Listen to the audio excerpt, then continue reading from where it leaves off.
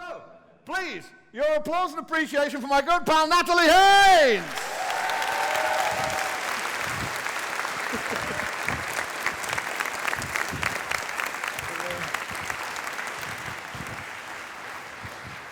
Hello, hello. Sorry, it takes me ages to get upstairs because I'm clumsy, and yet still I always wear long skirts. So what we've learned from this is that rationality is no guarantee of common sense. And those of you who saw me a couple of years ago will remember that I'm entirely fueled by Diet Coke. So sorry about that. I know it's disgusting. Am I still in the light if I come out a little? Because that's a bit off-puttingly formal, even for a public intellectual as I've now become. Fucking hell. Way to reduce expectations, though. That's good. I sound awful.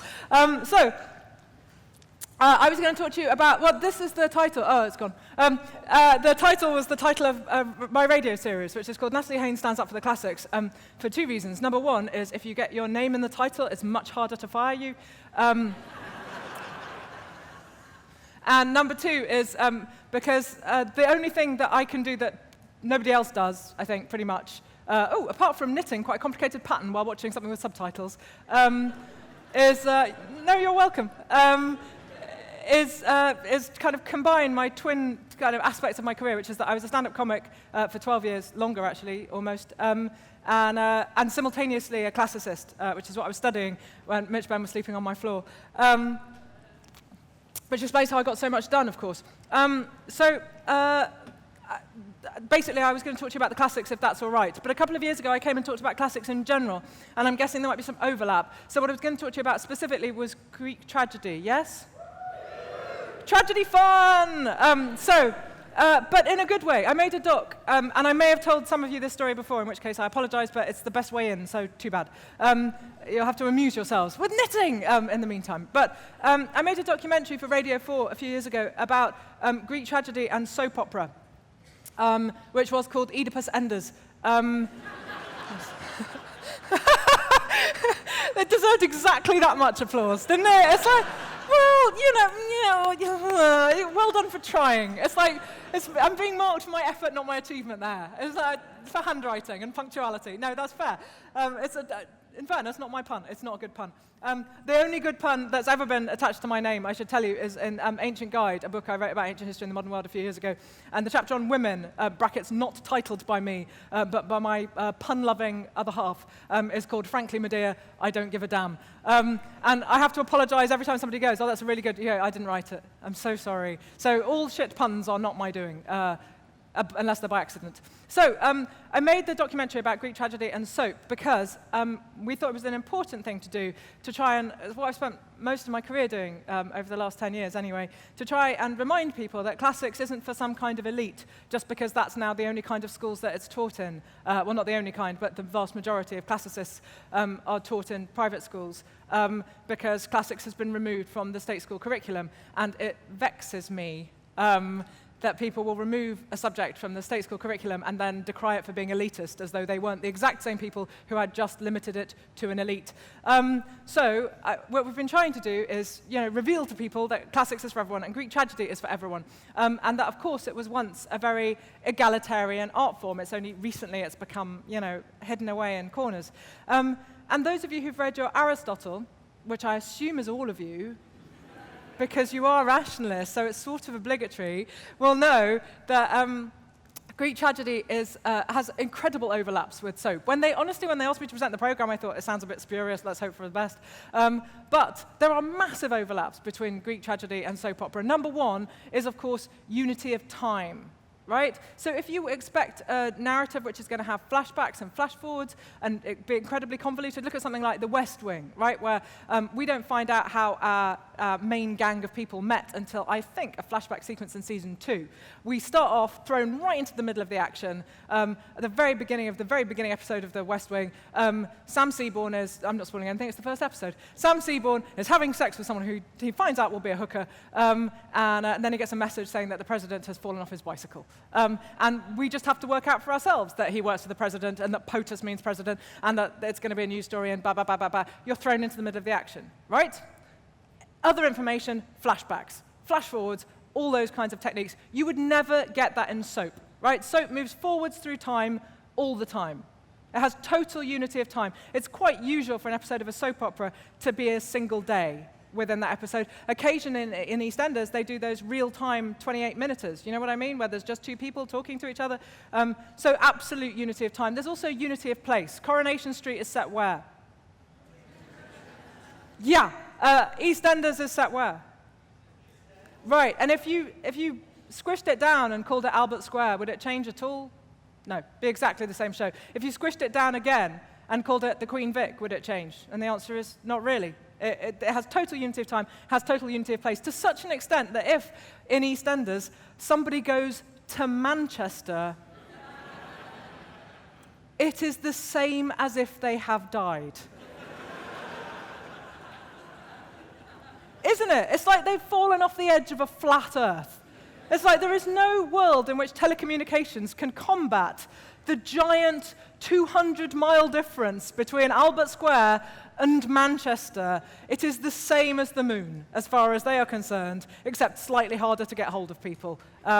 And that's because it has unity of place and unity of time. So it's fixed in this world, and that's what it needs. Almost all soaps have unity of place lurking somewhere in their title. I am old enough to remember when Emmerdale was Emmerdale Farm, set on Emmerdale Farm. I am old enough to remember Brookside, set on Brookside Close, and so on and so on. So there's the overlaps are huge. But there's also massive thematic overlaps, and it is not an accident. When I started making this documentary, I thought it was probably going to be the case of coincident storylines, right? There are only so many stories in the world.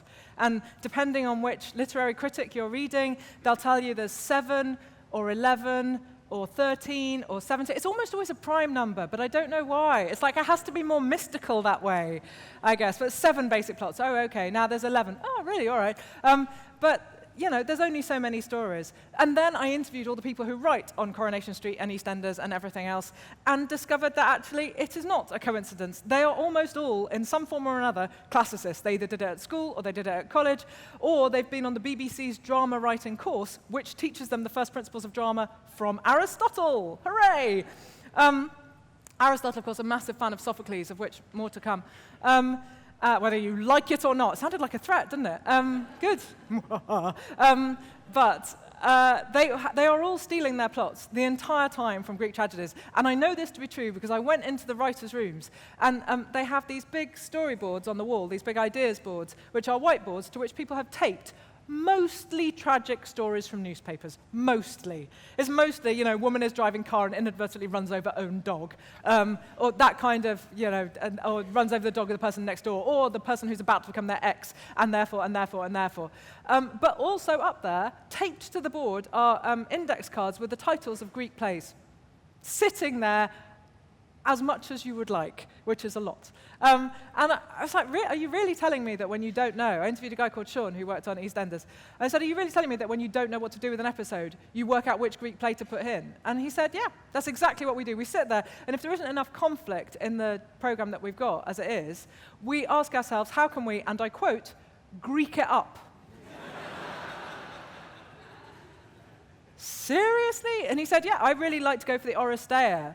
Because the Oresteia, as I'm sure you'll know, and we'll come to that more later, is all about intergenerational conflict. It sets parents against children and children against parents, which is tremendous news for a soap, where you often have, because it's domestic, you often need 3 or 4 generations of the same family. So anything which sets them against each other is a massive win, as far as they're concerned. I was like, that's fantastic. Is there anyone that you wouldn't use, any Greek tragedy you haven't managed to use? And he said, yeah, when, I'm going to get this wrong, Max Antania, I'm going to say Max and Tanya, said, oh yeah, because he was on Strictly. When Max and Tanya turned up in EastEnders, he was having an affair, and we were going to do a Medea storyline, where she was going to kill the children as punishment for the affair. And then we realized that we couldn't do that because, well, she'd have to go to jail. And it's like, yeah, that sort of is a problem. There are overlaps between Greek tragedy and EastEnders. But even if you do a Greek tragedy quite slowly, it takes about 100 minutes tops. Even if you go at a reasonable pace, 90 minutes, at the very outside. That's only it's not even a week's worth of EastEnders. And then, you know, she has closure at the end of the play. Sorry to give it away, but there you go. You've had 2,500 years to read it. You've wasted your time. At the end of the play, Medea kills her children and leaves cackling. She leaves on a chariot provided by her grandfather, the sun. You're welcome. And it's really interesting, actually, when you see this production now. It's been years since I've seen a Medea, and I see one roughly once a year, because keen. It has been years since I've seen one where they've let that happen, where she leaves going, yes, fuck you, fuck the horse you rode in on, I've killed the kids and I'm not sorry. Every time they make her descend into, well, I'm paraphrasing slightly from Euripides. Jesus. He doesn't ride in on a horse, he rides in on the Argo, honestly. Oh yeah, from Jason and the Argonauts, brilliant. And then, do you know how Jason dies? Jason out of Jason and the Argonauts, I'm spoiling the end of that too, but not in the film Jason and the Argonauts, the Ray Harryhausen version. At the end of that, this is not what happens. This happens after that film has finished. I'm not at least spoiling that. And even then, you've had like 50 years to watch it. You should spend less time reading improving books and more time watching stupid films, is the moral of this story. But yeah, his death is prophesied by Medea at the end of the play, and she predicts correctly that he will be hit on the head by a piece of the Argo, will fall and brain him, and that's how a very unheroic way to die, in case you've ever thought, perhaps I'll get hit on the head by a bit of a boat. That is not a good way to go. Why was I telling you that? Yes, so, though, they always have to make her mad at the end of modern productions of Medea. They cannot let her be the reveling, monstrous, rational, terrible woman that she is in the play. They have to make her crazy, because who else? What possible other response could a woman who's just committed a terrible act have? I can't imagine. And so they couldn't go with Medea on EastEnders, because they realized that the character of Tanya would then have to go to jail forever, and we would never forgive her because she would have killed their children. And so I asked the man, Sean, who was working on the program, what they had done, and he said, oh, she just buried him alive. So interesting, so that's fine. So I guess that is an inverse Antigone story. Anyway, that is the route that they had taken. So just to give you an idea there of how Greek tragedy informs, well, I would argue, virtually all kinds of drama that we ever get. And so I thought I might give you a little potted history of how Greek tragedy evolved, and then we'll talk a little bit about some specific tragedies, and then if you want, there can be questions. Who doesn't like questions? Or staring, which I know some people prefer. And if you, I wrote a novel. Don't let me forget this, because my publisher will be sad with me, as so often is the case. But I wrote a novel about Greek tragedy. I guess it's sort of informed by Greek. It sort of is a Greek tragedy, but it's set now in Edinburgh, mostly, and a bit in London. But it has the Oresteia as a theme through it. And if you can't think of any questions, I will read you the first 2 pages of that as a punishment. But not thinking of questions. So that's the shape of things to come. So a little potted history of tragedy is, number one, the word tragedy comes from the Greek, of course, and it almost certainly is tragoidos, which means goat song. I know, because who doesn't think when they hear a goat singing of crying? Nobody. A goat singing sounds amazing. The answer is perhaps. Originally, performance would have been a solitary performer doing a big sort of monologue, and he would have had a chorus of singers and dancers behind him, and that solitary performer might have been, amongst others, Thespis, out of which we get the word thespian. And he would deliver his tragoidos, his goat song, but the origins of the phrase are slightly lost in time, and there is a genuine school of thought, and quite a convincing one, which suggests that the reason it was called goat song is because the Greeks were intensely competitive. They loved nothing more than a competition. All Greek tragedies and comedies were shown in competition. You were always competing against your fellow playwrights. The people who costumed your chorus were competing against fellow rich people who'd paid for the frocks. So it's a competition all the time, but in theory, perhaps, the reward for giving the best song and dance and spectacle while the chorus of people dances behind you might have been a goat, hence goat song. Can we all agree that the Oscars now seem a little dull? Because just think how much better it would be. That red carpet, can we look at your manicure? Are you on drugs? Why would you want to look at someone's manicure? What a weirdly personal question to ask. Yet instead, can we look at your goat? Yes, you may. Here he is. Or possibly she. It depends if you want do they? Actually, I realize I don't know if the horns of goats are gendered. So let's not go that route. Because this morning I revealed that I knew no zoology, and now it turns out I know even less. It's a worry. Thespis does his performing, and then Aeschylus, the first great tragic playwright, comes along, and he says, do you know what would be better than this is if there were two people on stage having a conversation. And thus is the beginning of all drama. All of it is owed to Aeschylus. And then Sophocles comes along, and he says, you know that thing that people are doing where there's two people on stage? You know what would be amazing is if someone else came on and said, you'll never guess what I've heard. Literally any time you watch a drama with more than two people in it, you owe all of it to Sophocles. All of it. Without him, this didn't happen. But let's backpedal a little, because I know it seems odd to talk about tragedy at a rationalist convention, for it doesn't come from a very rational place, ostensibly. So Greek tragedies were performed at a religious festival, right? The Dionysia is a religious festival in honor of Dionysus, and it would have been extremely mystical and arcane. Obviously, sacrifices of animals, sad news for me and the other vegetarians. But also, Dionysus is not just the god of theatre, he is, of course, the god of wine. Delicious wine. So, whenever people tell you that, that Greek tragedy should be sort of removed from an ordinary audience and it should be in an expensive theatre where you pay £50 for a ticket, I think it's worth bearing in mind that if you want to see the plays the way the Greeks would have seen them, then what you should do is be with loads of people, be outdoors, and be shit-faced. It is your one job. It's your one job, Manchester, is to be quaffing constantly. It's what Dionysus would have wanted, and it's important that you bear that in mind. You may not worship him, but you could at least honor him with a drink. And so, the plays would have happened, as I say, in competition, and they would have happened in this very it would have smelled like a barbecue, right? People were roasting meat right next to where the plays were happening and drinking heavily. So the whole thing is much more kind of carnival-ish than we would probably. It's not like that when you go to the National Theatre and see Medea, I'll tell you that for nothing. Not even with Helen McCrory. So it has kind of lost something, I guess, along the way.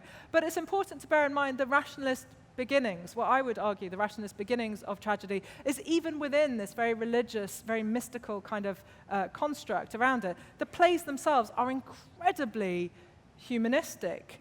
Even when they have gods in, they're incredibly humanistic. I know that sounds batshit, but bear with me. So the earliest play that we have surviving is a play called The Persians, which was written by Aeschylus, and it is written 10 years after the Persians have invaded Greece and been repelled, right?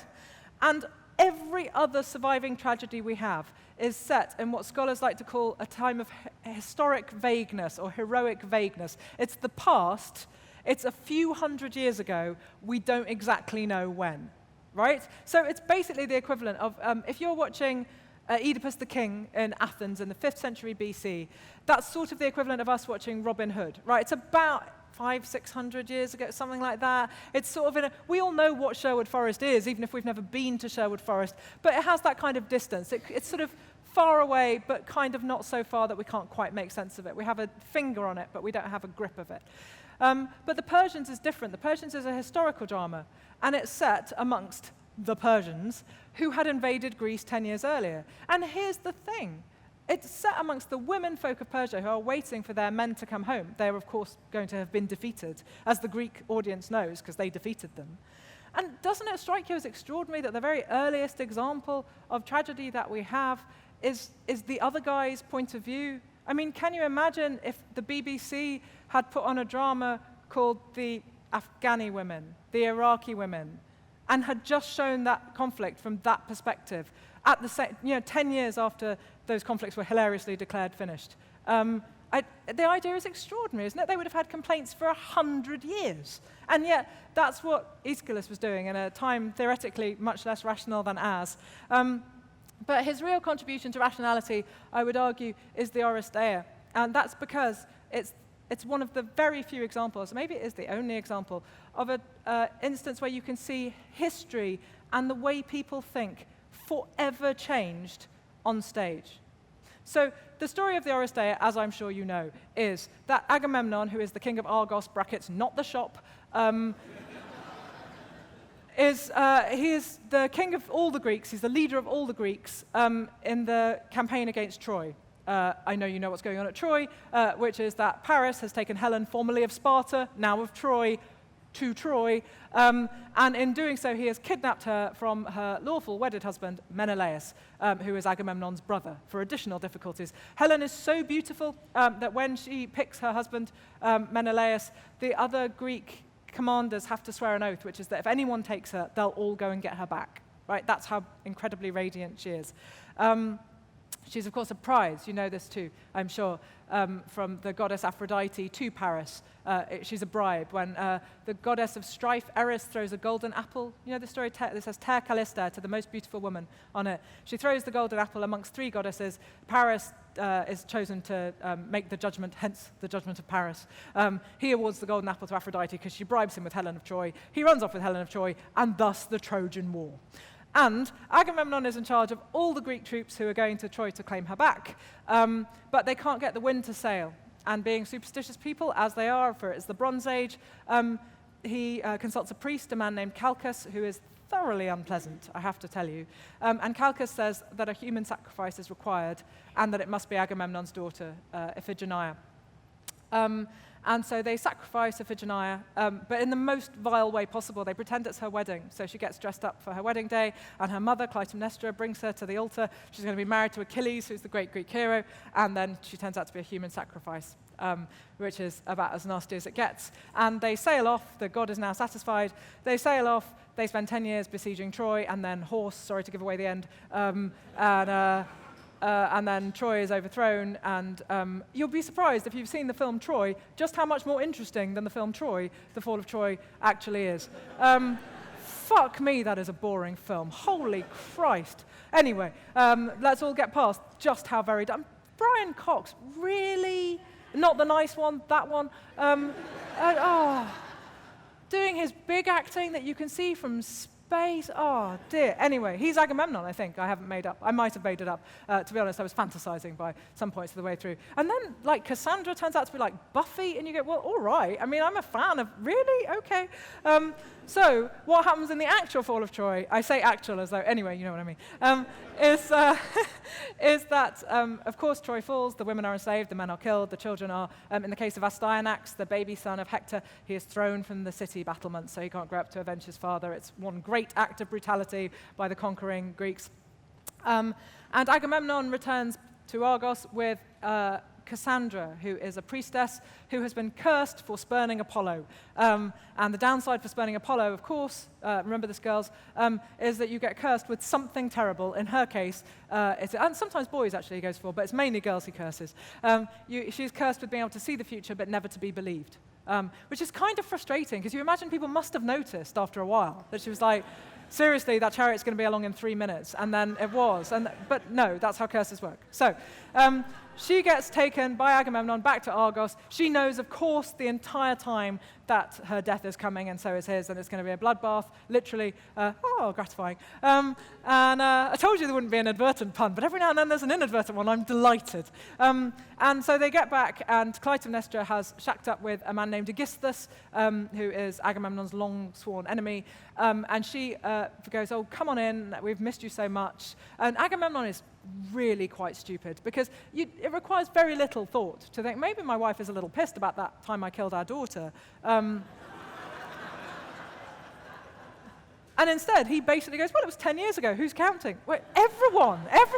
Why? Anyway, so she goes, come on in. Why don't you walk over these beautiful tapestries I've put down on the floor? And the tapestries are red and purple, so incredibly expensive, right? These colors were incredibly expensive to make. You get that purple color from murex, the shellfish that the Roman emperors used to dye their togas. And so, well, they didn't do it personally. Somebody else did it for them. That's the point of being emperor, is that you don't have to dye your own toga. It's not the only point to being emperor. It's one of the main points of being emperor. It's the primary perk. And so she says, walk on these tapestries. And he is resistant to do so. It's a very tense moment in the play Agamemnon, the first of the Oresteia. It's a very tense moment because he doesn't want to do so, because walking on these incredibly valuable tapestries, this is like the whole value of the household. They'll have gold and they'll have these tapestries. So it's an act of believing yourself to be a king or a god, and that is very shocking. So he resists it. Of course, to the audience watching, when we see him about to walk on a carpet of red, we only see one thing, which is blood everywhere. He goes inside, and she kills him with an axe. She kills Cassandra with an axe as well. It's at this point I like to tell you that I've been a fan of Greek tragedy for so long that when I was 19, we got cats. It took a really long, it was a long campaign to get cats. And eventually, they kind of waited till I'd left home to get them, and that seems rude to me now. But let's, anyway, get past that. And we had cats who were called Cassandra and Iphigenia, known by literally everyone as Cass and Fig. And then we had a male cat that had a limp turn up to be adopted, so we called him Oedipus the Needipus. Because what else are you going to do? The vet used to laugh and then wish we would go to a different vet. And yeah, so gratifying. With the limp and everything. We'll talk more about Oedipus and what his name means later, maybe. Well, oh, fuck, no, we won't. Well, I'll tell you now then. Oedipus means pinned together, right? Swollen foot. Oedipus is your swollen foot. Your pus is your foot, hence podiatrist. And it's because his feet were pinned together when he was a baby, and he's exposed on a mountainside, on Mount Cathiron, I think, because there's a terrible oracle that he'll grow up and kill his father and marry his mother. And so they kill him, or they do the next best thing, which is to put him out on a mountainside where nobody could ever find him.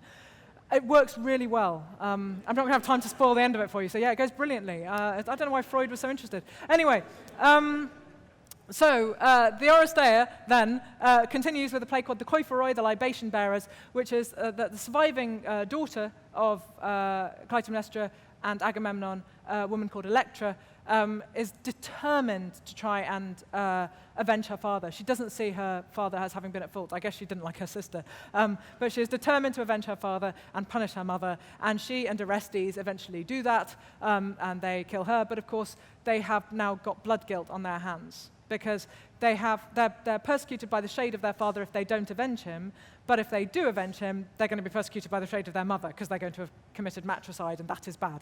And then Orestes is pursued all over Greece in the third play, the Eumenides. He's pursued over Greece by the Furies, the dark goddesses of vengeance. They eventually get to Athens, and then, for it's a play, the goddess Athena steps in and says, well, we'll have a trial. Is that all right, ladies? And the Furies go, yeah, fair enough, no problem. Once again, a slight paraphrase of Aeschylus.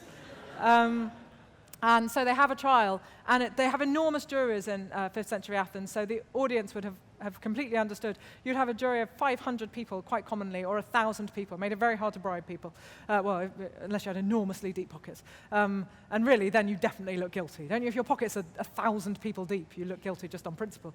And so they have the trial, and it's 50-50. The votes are cast, and it's level pegging. And then Athene says, well, I'm casting my vote in favor of acquittal, and he is acquitted. And the reason that this is so important in the history of rationality is because there it is on stage, the shift in a society from vengeance to justice, and from personal vengeance to societal justice. So they have they've done everything right, Electra and Orestes, in killing their mother and her partner, because they have to avenge their father. But an eye for an eye and a tooth for a tooth is a tough gig, because sooner or later, everyone is blind and toothless. I hesitate to quote Fiddler on the Roof, and yet here I am doing it. Somebody should break into song, brackets, not me. So they go a different route, which is that it becomes society's problem. And that is a better story, right? Are we agreed? It's a better story. And there is something extraordinary about being able to see that on stage. The Athenians are fiercely proud of their legal system, which still looks very rubbishy to us, with its dependence on torturing people who are slaves, and so on, and only men, and blah, blah, blah, and blah. And all of that is undeniably true, but it is still a vital shift between vengeance and taking out your personal grudge against somebody who's wronged you, and allowing society to become the person who decides what the appropriate punishment is. That's an extraordinary moment to have documented in drama. And that the Athenians sat, perhaps with people from other parts of Greece who were visiting at the time, watching a play which said, well done, Athens, with our amazing legal system. They were deeply proud of it. And so I think it's important that we remember that all drama begins here. But all detective drama begins with Sophocles. And that is on two counts. Number one is that Sophocles invents the on-stage, on-screen detective in the play Ajax, which begins with Ajax having committed a terrible crime. Sorry, I won't give away the end of this one. I'll just tell you the very beginning. And Odysseus is the first person we see. Well, I think the goddess Athene is technically, but she's a god. So Odysseus is there, and Athene steps in and she says, "What are you doing, Odysseus? You're following footprints like your own hunting dogs." And Odysseus says, "Well, there's been a terrible crime committed, and I've spoken to the witnesses, and they say Ajax went this way with a bloody sword, and I've seen some footprints and some blood, so I'm heading this way to..." And you go, "Wait, did you just say you've interviewed the witnesses and got eyewitness statements, and now you're following the footprints of..." Was it the lead piping, and is it in the attic? Because I think I've seen this before. So it's the original, there he is solving a crime. But of course, the great detective drama, maybe we do it, we'll do have to, I'll go fast. I always go fast, so you're probably used to that now. But the great detective drama is, of course, Oedipus the King. It is the great murder mystery, because the play begins with the explanation of a crime, right? At the beginning of the play, there is plague. Like I say, it blends the rational and the irrational beautifully, I think. There is plague, and there is plague because the city is being punished. Like I said, a little irrational. But the play itself operates on the most terrifyingly rationalistic levels. And there's plague because the city is harboring a criminal. And the citizens, the play opens with the citizens of Thebes coming to the royal palace. All these Sophocles plays, there are only 7 surviving, all of them take place in the space between the palace and the city, right? Then the liminal gap between these two. So we never go into the palace, we never see what's happening inside, we never go out into the city. Everything happens in this public-private crossover space. So the citizens of Thebes approach Oedipus and they say, "King, we have plague, what can we do? Send someone to the god and find out what we should do." And he says, "I've already done it. I've sent my brother-in-law, and he's just got back, and we'll find out what he has to say." If you're wondering what the tragic flaw of Oedipus is going to be, the answer is that he's too quick-tempered, he's too clever, he's too intelligent. He has a hamartia, that's your fatal flaw. And his is that he's smart, but it makes him cross, of which more to come. And he says, "I've sent my brother-in-law away, and he's just got back. What have you got to say for yourself?" And his brother-in-law says, "Well, the god says we're harboring somebody who killed their father." And Oedipus says, "I curse whoever could have done such a thing. I draw down my curse upon him." Your only job as an audience at this point is to be going, "Uh-oh. Oh, dear." And he says, "Right, what can we find out? Okay, we're going to find this guy who committed parricide, and we'll throw him out of the city or kill him or whatever. That's great. Any witnesses to the previous king's death? King Laius, was it?" And everybody goes, yeah, that's right. And somebody says, "Oh, he was killed by bandits. He was killed by a set of bandits, like 4 or 5 of them, I think, at a crossroads somewhere. But it's quite a weird crossroads. It's a place where 3 roads meet." If you're wondering where the word trivia comes from, that's why, by the way. Trivia in Latin is 3 roads meeting. Anyway, it doesn't matter. And he says, Oedipus goes, "Oh, really? He was killed at a place where 3 roads meet?" That's so weird, because I myself once killed someone at a place where 3 roads meet. How random. Really, bandits, you say, loads of them. And was anyone surviving? And they go, yeah, no, there's one guy who survived. I think there were like 5 people who got killed. And then there was one guy who survived. But when he came back to the palace, he didn't want to stay here because he was a bit sad after what had happened. So he became a shepherd. Because truly, which of us has not had our hearts consoled by sheep? That's just true, right? Who doesn't want to spend time with sheep when they've had a difficult time of things? All of us want to. So he says, "Okay, well, let's send away for that guy. Great, that's terrific. This is really working out. We're going to find out who did it. Brilliant. Somebody send away for the guy." So they send away to the hills where the sheep are to find the shepherd. And in the meantime, he says, "Oh, this is all just a bit worrying for me because I do worry about oracles." And Jocasta, his wife, says, "Oh, you shouldn't worry about oracles, sweetheart. I was once, long ago when I was married to Laius, the previous king, we were told this oracle, it's just ridiculous, that we would have a child who would grow up to kill his father and marry his mother. And of course, that never came true, so don't worry about it. Your only job as an audience is for going, come on! What's wrong with you?" And then a messenger arrives from Corinth, which is where Oedipus is from, and he says, "Hello, I'm from Corinth. I have good news and bad news." And Oedipus says, "Great, okay, well, let's go with the bad news." And he says, "Oh, your dad's dead." And Oedipus goes, "That's fantastic." And the messenger goes, "Sorry, what?" And he goes, "Yeah, I'm so glad my dad's dead." And the messenger goes, "Jesus, I was coming here to tell you that you were going to be our king, and that was the good news. But it turns out your dead dad is the good news." And he goes, No, sorry. I was once told this terrible oracle that I would kill my father. And now my father is, for want of a better phrase, differently dead. And I didn't do it. So that's fantastic news." And the messenger, who maybe hasn't quite thought through how his words are going to be received, the messenger says, "Oh, don't worry about that. You're adopted." Because who doesn't want to hear that in front of a room full of people? What a great place. And Oedipus goes, wait, what, sorry? And he goes, yeah, you could have married your mother any time. Merope isn't even your mother. You could have killed Polybus whenever you wanted. He's not even your dad. And Oedipus goes, that's terrific. Thanks ever so much.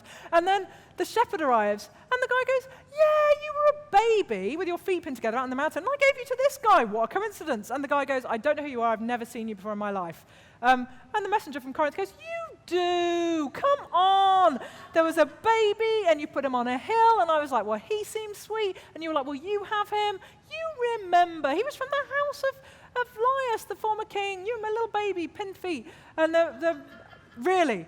And the shepherd goes, yeah, that might have happened. Yeah, no, that did happen, yeah. And Jocasta says nothing and just disappears into the palace.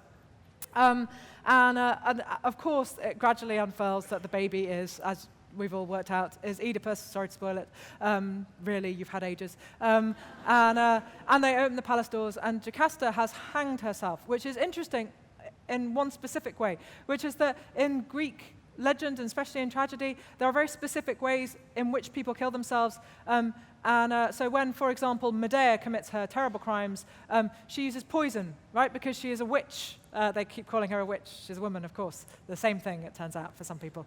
And so she uses poison. It's a woman's weapon. It's a witch's weapon. But when she kills her children, she uses a sword. She kills in a masculine way, right? She's committing an act that is so unfemale, she has to use a sword like a man would do. So she kills in both female and male ways. But when virgins die, they hang themselves. So when Antigone dies, I really have spoiled the end of every tragedy, I'm sorry. When Antigone dies in Antigone, I know, you thought it ended with it, no. Then she hangs herself because she is a virgin. It's the appropriate method of suicide for her within this framework. And so when Jocasta commits suicide by hanging herself, she is issuing an explicit message, which is, I wish I had never got married, I wish I had never had sex, I wish I had never had children. She is rendering herself a virgin by her death, only of course she cannot. Oedipus famously sees the state of her. He takes the brooch pins from her dress and he puts out his eyes. It is the great irony of the play that only when he is blind can he see the terrible criminal that he is. The whole play, of course, is about free will and determinism. Are you free? Oedipus doesn't commit any of those crimes intentionally. He doesn't mean to kill his father. He tries really hard not to. He doesn't mean to marry his mother. He tries really hard not to. It's in the act of trying to avoid this terrible destiny that he brings it down upon himself. So it's a horrifying play in that regard. But it is also a brilliant play because it illustrates most beautifully Aristotle's principles of how Greek tragedy should work. And it's his favorite, therefore, structurally. And it's hard to argue structurally, it's pretty fucking great. Because the most important thing for Aristotle in drama is plot, mythos, he says, is the most important of all 6 principles of drama. The most important is the plot, mythos. And I think we can all agree the plot of Oedipus the King is fucking great. It moves like a train. And 2,500 years before there were trains. That is no mean feat. The second most important thing is ethos, character. Do the characters behave in a coherent way? I think we can all agree, having watched virtually any TV drama, that's something people could think about a little more sometimes. When somebody behaves like one totally different person one day and then somebody totally different the next because the need of the story requires it. Well, for Aristotle, for us, I think, probably, the characters have to be coherent, they have to be plausible, and we have to believe in them. So, first thing, plot, second thing, character. The third thing, dianoia, the thinking. Greek tragedy is all about thinking and rationalizing and working things out and explaining things and deciding things. How's the thinking going to work? In other words, what's the theme of your play and how are you going to show it off? The lexis, dialogue, fourth most important thing. There is no point in Aristotle's world in having beautiful dialogue and a bullshit plot. It is something that everyone who makes art house films might like to remember. Number 5, the fifth most important thing is melos, the music. If you don't think it's important at all, it's obviously not the priority. Beautiful music isn't going to give you a drama, it'll give you a concert. But that's not what we're talking about. We're talking about drama. If you don't think the music is important at all, then I urge you to watch the shower scene in Psycho the way Hitchcock first saw it without Bernard Herrmann's score. And then watch it with those screeching strings, and you realize just how important it is. The sixth most important thing, the single least important thing, it matters, but it's not as important as anything else, is opsis, spectacle. It's what it looks like, it's how it feels. So the most important thing, plot, the least most important thing is the spectacle of it. So in other words, that is sort of like the opposite of how Michael Bay makes films. Oh, actually, my favourite example for this is older still, which is, remember a really long time ago, there was a film called Batman and Robin with Arnold Schwarzenegger as Mr. Freeze. And for people who are young, it's hard for you to imagine what time was before the internet. But before the internet, you used to hear about this kind of thing in, like Empire magazine. And there would be like a little tiny story which said, oh, Arnold Schwarzenegger's going to be a Batman villain, amazing. And he's going to play Mr. Freeze, amazing. He'll say something about being cold in his funny voice, brilliant. And then the great excitement of this film was that he was wearing a suit. Do you remember this? That cost $1 million to make because it was covered in light bulbs. And you watched the film thinking, could you have spent like a tenner less on that and maybe a little bit more on the script? Could you have taken a couple of bulbs off the back and just hired one more rewrite? Was that an option or not so much? This is honestly, it's one of the very first films to which I gave a critical response. Because I went on to become a reviewer, but at the time I wasn't, because I was still a student. But I gave it a critical response nonetheless, which is that halfway through that film, I hated it so much, I fainted. I literally stopped breathing rather than stay in that film for another fucking second. So there it is. You are allowed questions, for I am out of talking time. And I am allowed Diet Coke, which is a massive result if you were hoping for an answer. Or I'll read you the first bit of Amber. It's up to you. Oh, clapping. Right. God, it's quite, Okay, but it's quite a walk, isn't it, if you want to ask a question? It's not that serious. No, that's good.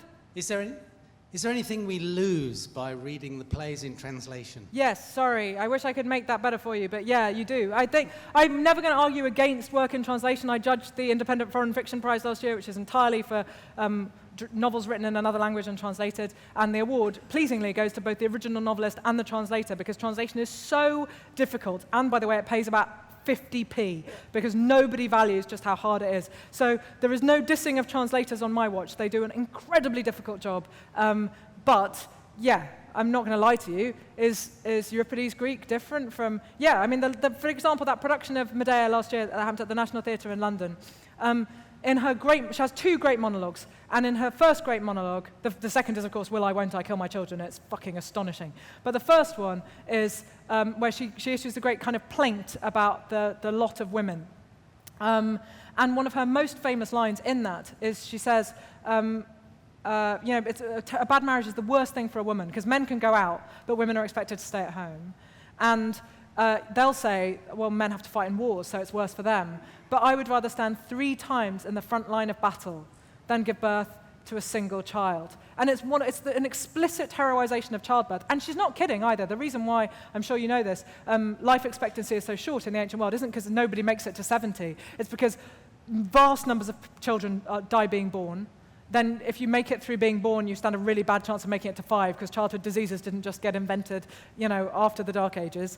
And then if you make it to 5, you stand a reasonable chance of getting to 12 or 13. And then if you're a boy, you go and fight in wars, and if you're a girl, you start giving birth. And they cull you. So she's specifically and rightly heroizing it, and that was omitted from that translation. And it's like, seriously, dude, it's like the most famous line in the play. So you do lose something, but that doesn't mean you shouldn't read it. And the Penguin translations are all pretty good. The Penguin classics are all pretty good. Next. Run! Run to the mic. It's exciting. This is a question of very little importance, but I thought I'd ask it anyway.